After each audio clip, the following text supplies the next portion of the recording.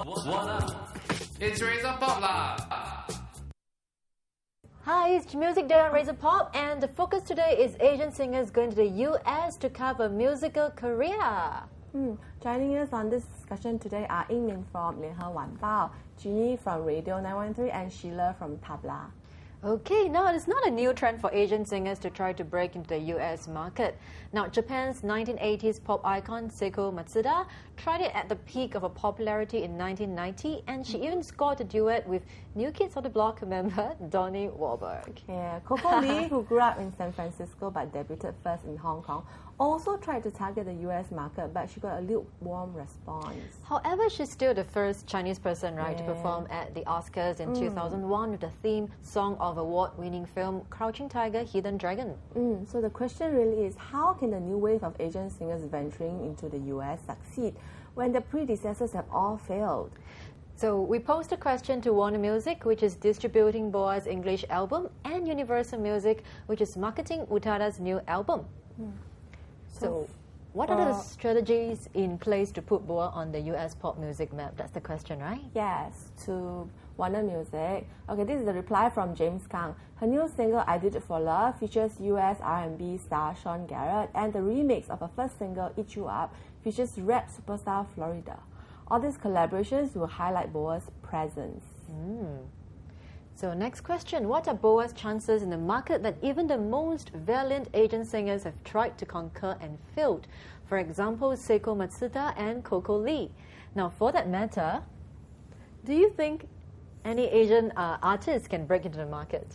Yeah, this is the reply from James. Breaking into the US market is tough. It's worse than having Chinese singers breaking into the Japan market. You are competing with artists from all around the world, every part of the world. Boa will need to slowly build her presence in different markets such as dance and pop. Chances are always slim for Asian artists due to the disadvantage in language, vocalization, and even looks. Moving on. So this is the email from Ling Tek King from Universal Music, who is the distributor of Utada's English albums. So the question is, what are the strategies in place to reintroduce Utada into the US pop music map after a lukewarm debut? The answer from him is, US has never been an easy market to break into. Utada's credentials as an international artist draws great interest for high-profile collaborations. The guest artists featured in her release will indeed expand the reach of Utada's popularity into a new audience. So why is Utada so determined to try again in a market that no Asian artist has successfully managed to break into? So what are her chances this time round? And the answer, Utada's new album, This Is The One, hit number 2 spot on the US iTunes chart. This is the highest spot ever reached by any Japanese act, and it proves Utada can indeed be the first Asian artist to achieve this success in US. This is a good start as it shows that it is going in the right direction.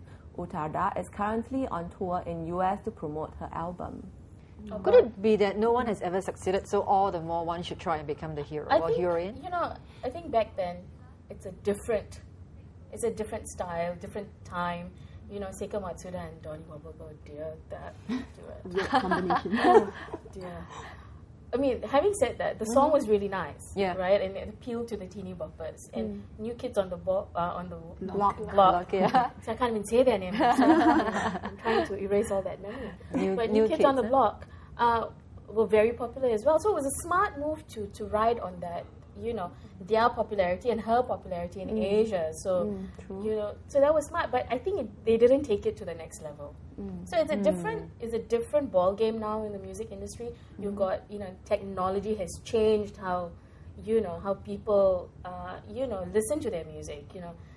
Digital downloads and things like that. So, I think if it's marketed right, I think there can be some success. But it depends on how far the labels are willing to spend on these Asian talents, you see. True. The labels actually mentioned that collaborations with US artists is important.